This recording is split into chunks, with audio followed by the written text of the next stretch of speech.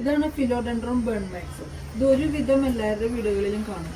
ഇത് കണ്ടോ എത്ര ബുഷായിട്ട് വന്നേക്കണേന്ന് നോക്കിയാൽ. ഇതിന്റെ വേര് കണ്ടോ, ഇതിന്റെ വേര് ഇതിങ്ങനെ താഴത്തേക്ക് ഇറങ്ങിപ്പോകും. ഇത് താഴെ മുറ്റത്ത് വെച്ചിരുന്നെങ്കിൽ നന്നായിട്ട് സ്പ്രെഡ് ചെയ്ത് ഒന്നും കൂടി നന്നായിട്ട് വളരും.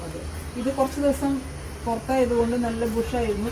അത് 3-4 ദിവസമായി അകത്തേക്ക് കയറ്റി വെച്ച കാരണം ഇതിലെ മഞ്ഞ ഇലകളൊക്കെ മഞ്ഞ ആയി. അത് കട്ട് ചെയ്ത് കളയാം. ഇത് ഇൻഡോർ പ്ലാന്റ് ആയിട്ടും സെമി ഇൻഡോർ പ്ലാന്റ് ആയും ഉപയോഗിക്കാൻ പറ്റിയ ഒരു നല്ലൊരു പ്ലാന്റ് ആണ്. റൂം ടെമ്പറേച്ചർ ആയിട്ട് അഡ്ജസ്റ്റ് ചെയ്ത് പോകാൻ ഇത് 2-3 ദിവസം എടുക്കും.